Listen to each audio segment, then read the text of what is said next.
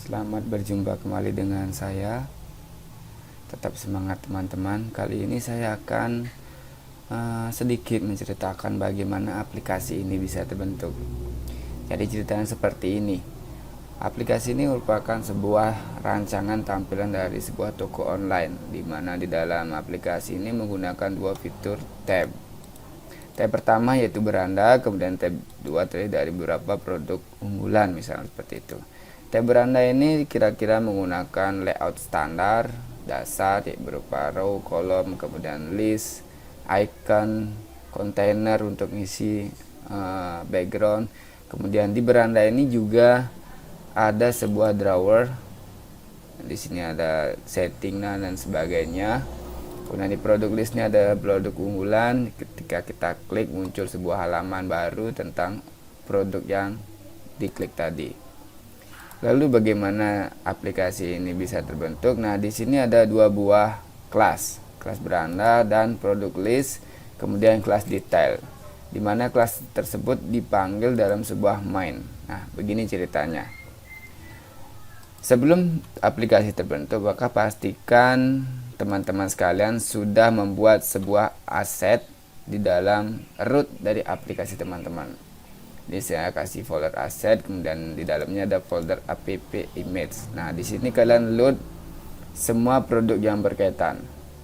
Nah, karena di dalam aplikasi ini berbasis lokal, artinya image-nya semua masih di dalam lokal itu sendiri. Jadi asetnya di sini harus kita daftarkan manual. Nah, barangkali teman-teman mempunyai sebuah image yang online, nanti bisa teman-teman gunakan ya, nanti menggunakan aset URL-nya online. Nah, itu bisa jadi pilihan. Nah, kemudian setelah foldernya teman-teman daftarkan, maka jangan lupa harus dituliskan dulu settingannya atau didaftarkan di passback.yml-nya. Nah, pastikan version dari Android teman-teman Flutternya yaitu seperti ini, SDK-nya di atas 2. Kemudian nah, ini untuk ikonnya, nanti barangkali teman-teman ada menggunakan slider ya, bisa digunakan ini. Kemudian di mana sih di load asetnya, yaitu di sini aset, kemudian di bawahnya baru daftar asetnya. Perhatikan juga di sini spasinya. Jadi kalau ada tanda seperti ini berarti masih ada error. Ini ada hijaunya, berarti ada yang salah teman-teman. Nah, ini di passback.yml ini spasi sangat menentukan. Setelah itu tadi saya bercerita bahwa ada dua halaman yang pertama kita load, yaitu halaman beranda dan produk list. Nah, halaman beranda ini kita menggunakan stateful. Nah, teman-teman bisa gunakan STF, kemudian stateful widget. Nah, seperti ini, kemudian kasih nama beranda ya teman-teman. Setelah itu kita return scateful aja, karena di dalam masing-masing kelas ini nanti akan terdiri dari app bar-nya, app bar, kemudian app bar, dan kasih title-nya apa teman-teman ya, mungkin kasih beranda. Harus dibungkus dulu dengan teks beranda. Oke, setelah itu baru kita kasih, setelah bar kita kasih body ya, seperti ini. Bodinya kita mungkin bisa inisialisasi aja dulu biar kelihatan. Kita gunakan center. Kemudian child yaitu new text.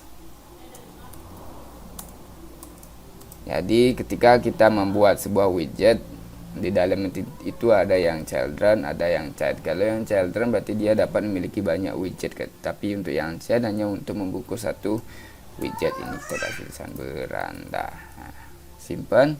Kemudian di produk list pun seperti itu, STF produk list. Ini untuk inisialisasi aja, untuk nyoba dulu mainnya jalan nggak atau enggak. Produk list. Oke. Setelah itu kita return scateful juga. Oke. Kemudian app bar bar, kemudian title, teks, misalnya iPhone 10 misalnya, boleh. Kemudian kita kasih body, center juga lah, nggak apa-apa. Teks, child dulu, teks, kemudian baru ini deskripsi iPhone. Nah, kurang lebih seperti ini. Ini kita simpan dulu, baru nanti sekarang kita ke main. Nah, di main saya jelaskan aja. Pertama kita harus import package. Ini selalu kita import di setiap kelas, kan ini material utama. Nah, seperti saya nih, selalu pada setiap kelas. Kemudian karena kita akan menggunakan kelas beranda, maka kita import dulu halaman berandanya, kemudian halaman product listnya. Setelah itu baru di void main. Cara pemanggilan mainnya tersebut banyak, ada run app, material, ada langsung ke kelasnya. Nah, di sini saya kebetulan menggunakan material app. Nah, di dalam di sini ada title bar ini kadangkala dia masuk ke nama aplikasi di dalam ketika kita install, tapi kadang juga enggak. Setelah itu ini memanggil my app ini adalah application loadan yang pertama di load. Ya, di dalamnya tersebut baru kita menampilkan halaman. Di dalam app ini kita menggunakan controller. Di controller tersebutlah yang akan memanggil setiap halaman. Yang pertama, ketika kita akan menggunakan controller, maka kita harus meloading single ticket profile stack missing. Pastikan ketika ini tinggal tab aja, tidak usah diketik ya. Tab controller pun seperti itu, tab controller. Oke, tujuannya apa? Ketika kita kurang import package, biar langsung terimport otomatis ketika klik tab. Nah, jangan lupa dikasih nama variabel control. Ini bebas teman-teman. Teman-teman boleh menggunakan apa saja. Setelah itu di init state-nya ini menginisialisasi berapa controller yang akan kita gunakan. Kebetulan kita menggunakan 2. Setelah itu jangan lupa ini di super init state karena ini dijalankan pertama. Setelah itu ada dispose. Dispose ini adalah untuk meng-close controller yang aktif. Ketika kita klik yang aktif, maka yang berikutnya akan di close. Setelah itu inilah yang widget yang pertama dijalankan. Jadi setiap kelas itu pasti membuat widget, karena di Flutter tuh bahasanya semua widget. Di sini juga widget, product juga widget.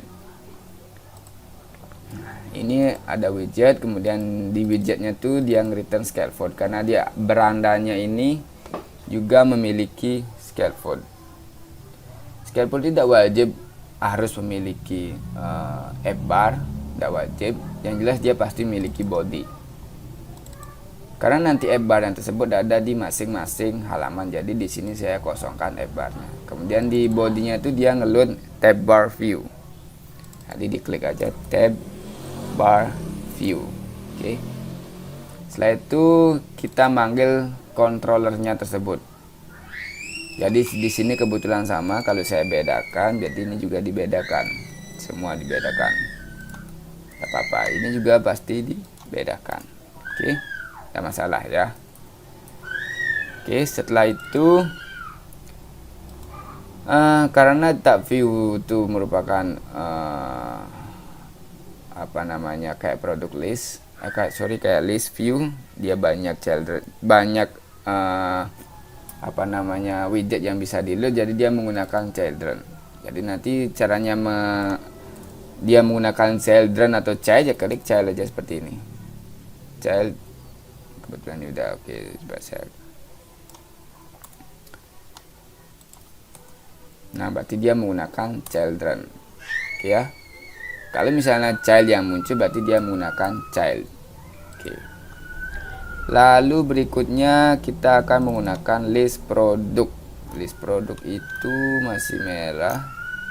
Kira-kira ada apa ya teman-teman? New list product.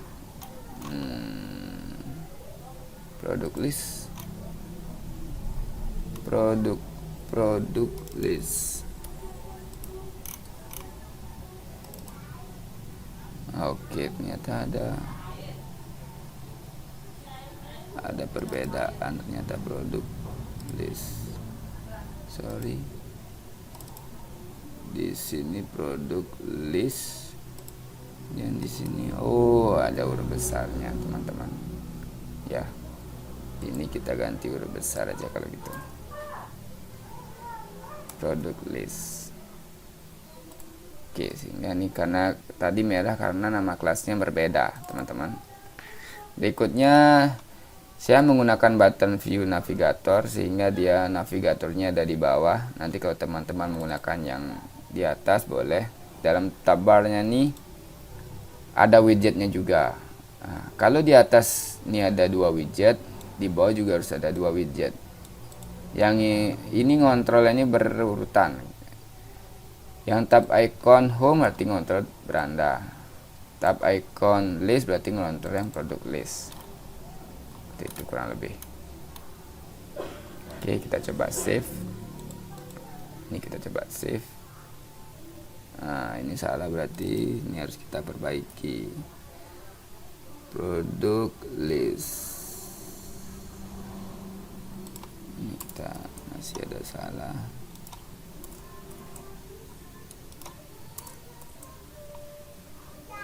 Produk list. Oke. Flutter yang terbaru kita cukup ketikkan R besar untuk reload di terminal. Nah, seperti ini misalnya. Flutter run dulu.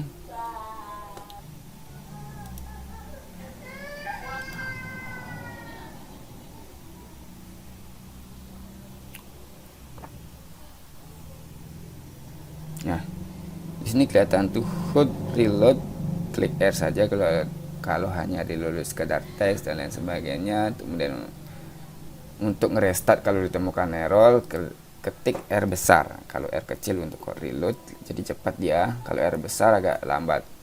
Karena itu diperlukan ketika ada error baru kita restart dulu. Nah, bentuknya nanti seperti ini beranda, ini produk list. Nah, sederhana. Oke. Sekarang kita baru custom di masing-masing halaman. Nah, ini yang membutuhkan waktu agak lama, terutama di halaman beranda. Oke. Nah, di halaman beranda seperti ini.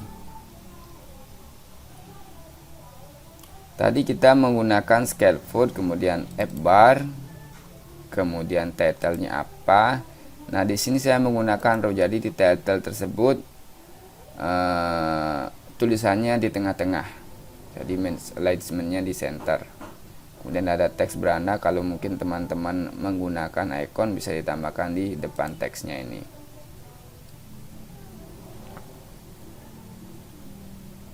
Setelah itu ada action.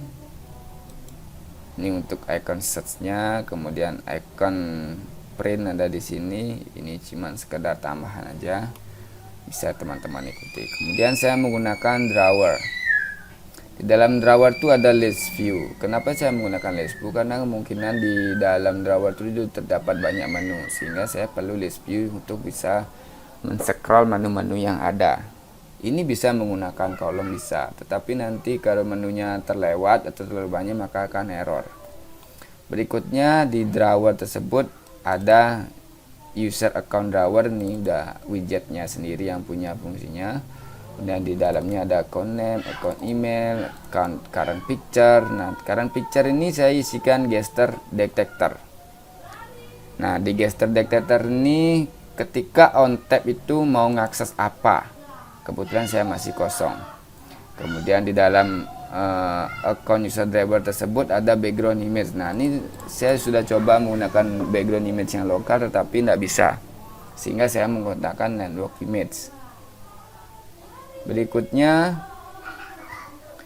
decoration ini untuk memberikan sentuhan background pada foto kita di belakangnya. Nah, ini bisa menggunakan asset image.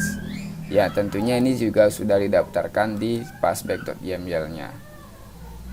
Nah, setelah itu tadi list view ada use childrennya berupa user account drawer. Berikutnya ada list tilenya, yaitu anak dari list view tersebut. Yang pertama saya memberikan sebuah menu untuk notification, kemudian trailingnya ini adalah ikonnya seperti apa. Jadi nanti kalau teman-teman punya app bar yang ingin berisi icon bisa gunakan ini ya, jadi tinggal diisi trailing aja. Kemudian ada wishlist ya, seperti di Tokopedia lah ceritanya. Nah, berikutnya ini baru di drawer. Jadi tadi ada app bar, kemudian saya menggunakan drawer. Ini kita klik. Nah, di sini sudah ada end drawer. Nah, di sini end drawer artinya berikutnya baru saya gunakan body. Di body ada apa aja? Di body saya tetap menggunakan list view karena kemungkinan bodinya itu akan jadi panjang sesuai dengan ukuran layar gadget teman-teman. Jadi saya sarankan tetap menggunakan list view. Nah, di dalam list view ini baru dibungkus nanti dengan kolom, dengan row dan lain sebagainya. Nah, karena list view dia dapat memiliki banyak anak, jadi saya menggunakan ini list view ini menggunakan child pertama saya menggunakan background sebuah header. Dan ceritanya ini header online shop, tentunya ini juga harus didaftarkan dulu di Passback. Berikutnya baru saya gunakan container. Container ini berisi tentang ringkasan dari akun kita, poin kita berapa, kemudian saldo kita berapa. Ini ditutup sampai dengan tutup berikutnya. Di dalam konten tersebut saya menggunakan row. Kenapa saya menggunakan row? Karena bentuknya berjejer antara detail akun saya dengan icon. Iconnya ada ini. Icon up 70%, ceritanya ini diskon. Ini berjejer. Saya menggunakan expand biar penuh dia, row-nya itu penuh, jadi dihabiskan. Tidak left ke kiri, tidak right juga ke kanan. Jadi dia dihabiskan satu width-nya. Kemudian di dalamnya, di dalam row ini dibungkus kontainer, ada child-nya. Kemudian setelahnya itu ada kontainer lagi. Ini masih bagian dari list view. Di kontainer ini menceritakan tentang yang warna kuning itu tentang diskon. Dalam kontainer ada diskon, kemudian anaknya dia adalah row. Childrennya ada kolom ini untuk menampilkan tulisan semua kategori yang warnanya kuning itu ya, kebiru-biruan. Berikutnya ada kolom.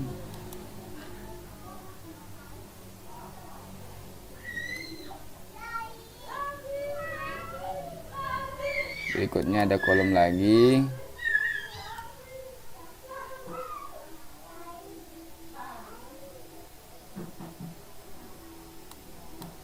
Ini untuk menampilkan produk-produk unggulan berupa icon-icon. Jadi ada banyak icon nanti di dalamnya sampai kontainer di sini baru berhenti. Itu kontainer kedua. Nah, kontainer terakhir adalah berupa diskon yang warna kuning, terakhir. Oke, coba kita save.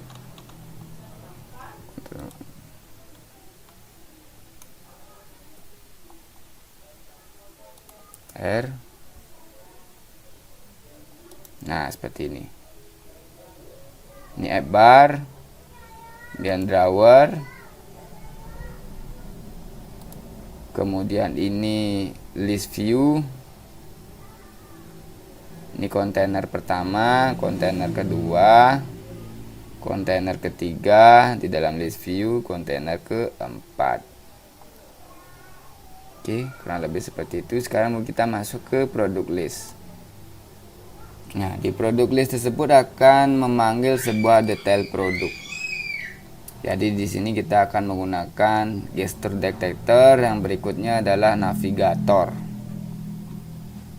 Jadi ceritanya seperti ini. Di dalam masing-masing dari list stylenya kita bisa klik untuk menampilkan detail dari produk. Jadi di sini kita juga akan belajar bagaimana mengirim sebuah nilai. Oke, kita mulai. Yang pertama tetap berikan scaffold, kemudian bodinya masih list view.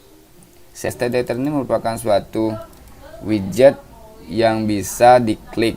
Nah, diklik itu untuk apa? Untuk menampilkan suatu halaman, kirim variabel, memproses suatu fungsi.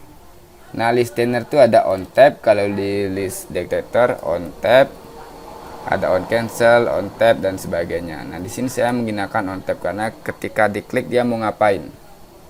Berikutnya baru saya menggunakan navigator. Nah, navigator ini adalah untuk memanggil sebuah fungsi atau kelas. Ada push name, ada push replace. Push replace ini artinya menghapus halaman sebelumnya. Kalau saya di sini menggunakan push, jadi ketika di back lagi dia halamannya tersebut masih terdapat. Tapi kalau push replace ketika di back udah nggak bisa. Jadi halaman tersebutnya dihapus dulu, di force close. Oke. Saya menggunakan push karena ini asumsinya bisa di back. Berikutnya saya menggunakan material payload karena ini menampilkan berupa material. Nah, di dalamnya ada buildernya adalah membuat suatu atau memanggil suatu kelas yang tadi saya maksudkan. Kelas ini ada di detail produk. Nih, di detail produk. Nah, sebelum saya masuk ke sana, di sini saya mengirim parameter nilai. Yang pertama ada name apa, deskripsinya apa, price-nya apa, image-nya apa. Sehingga ketika kita klik ini menuju ke kelas detail produk, mereka sudah membawa identitas. Nah, bagaimana cara menangkap identitas di detail produk adalah seperti ini. Saya kembali langsung ke detail produk. Oke. Di detail produk menggunakan stateless widget ini wajib. Setelah itu buatkan kelas penangkapnya. Yang pertama tentu ada key. Jadi masing-masing ketika ngirim itu selalu ada key. Walaupun di sini tidak ada key-nya, tapi waktu di kelas penangkap tetap dibuatkan key. Berikutnya this name, this description, this price, this image, this star ini disesuaikan dengan yang ada di sini. Kalau di sini name, di sana juga name. Deskripsi, di sana juga deskripsi. Oke. Ini cara penangkapan dari parameter tersebut. Jangan lupa diisi juga super key-nya. Setelah ditangkap, maka variabel-variabel ini ditampung dalam sebuah variabel string name, string description, price ditampung. Nah, ini baru gesture produk. Saya lanjutkan ke apa sih isinya dari child produk tersebut. Isinya adalah box. Jadi produk box ini saya membuat kelasnya itu ada di bawah. Di produk box ini jadi ini memanggil sebuah kelas lokal. Produk box itu di mana sih? Ada di bawah. Produk box ini dia. Nah, di sini bisa menggunakan stateless widget karena masih lokal. Nah, dipanggil di dalam kelas tersebut. Sama seperti tadi ada proses penangkapan parameter. Name disamakan dengan yang tadi kirim di name di sini. Di sini kita akan mengirim name, description, price, image, star. Nah, ini juga disesuaikan di produk boxnya ini. Oke. Setelah itu ditampung dalam sebuah parameter, kemudian dibuatkan widgetnya. Widgetnya itu terdiri dari, nah ini for-nya ini merupakan Sinta untuk menampilkan berapa sih jumlah bintangnya, itu diambil dari starnya ini, karena star ini berbentuk angka, ada 1, 2, dan 3 seterusnya. Jadi nanti di dalam produk list itu ada icon bintang-bintangnya. Setelah itu mengundang widget child card. Nah, di dalamnya ini masih statis menggunakan image lokal. Oke.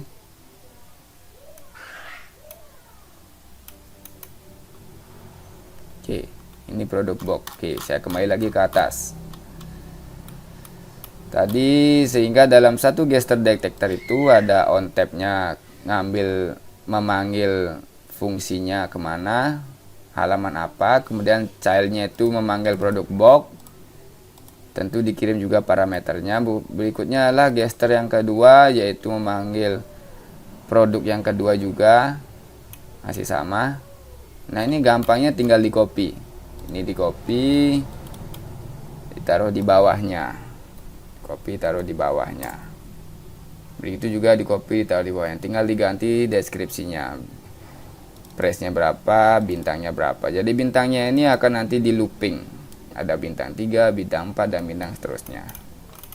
Oke. Nah, sekarang baru saya akan jelaskan detail produknya. Detail produknya sederhana. Pertama, kita menggunakan child dan star. Jadi ini dibungkus dulu, dijadikan sebuah array widget, karena ini starnya itu akan ditampung di dalam child dan star nih. Sama kayak tadi di produk list juga seperti itu.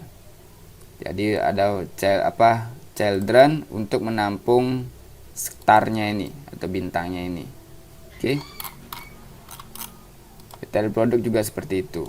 Berikutnya ada widget, di atasnya ada pengisian konten untuk starnya. Berikutnya adalah return scaffold. Nah, cara menampilkan nilai dari parameter yang kita kirim tadi, caranya seperti ini. Di title ini kita akan menampilkan judul dari produknya. Jadi ada $, widgetnya apa, name. Karena ini berada di kelas yang berbeda, jadi ada di widget, masuk ke kelas widget dulu, baru bisa ditampilkan name-nya. Jadi kalau name seperti ini langsung tidak bisa. Jadi widget dulu, widget baru name. Oke. Jadi tinggal diklik. Kalau nggak muncul autocomplete, berarti ada yang salah. Jangan lupa diisi $, kemudian diisi petik. Ya, ini penulisannya seperti ini semuanya. Oke, bodinya container. Kemudian setelah itu bentuknya list view. Children pertama ada untuk menampilkan asetnya, image-nya di mana. Ini juga diambil dari widget tadi, widget image. Oke, kalau memanggil image langsung nggak bisa. Oke, selalu widget image. Kayaknya baru kontainernya. Nah, di sini kita membuat sedikit background gradasi. Kemudian ada berikutnya ada dalam kontainer ada childnya. Di dalam child tersebut ada row, di dalam row-nya ada row lagi, baru kontainer. Nah, di kontainernya ini kita deskripsikan harganya. Oke. Di bawahnya ini di kontainer berikutnya kita deskripsikan deskripsinya dia. Oke, kita coba. Oke. Ini gestur pertama, gestur kedua, list view, kemudian row pertama kontainer, kontainer kedua, kontainer ketiga. Ini bintangnya sesuai dengan, kalau di sini kita ngirim bintang 1, ya di sini ada bintang 1 muncul.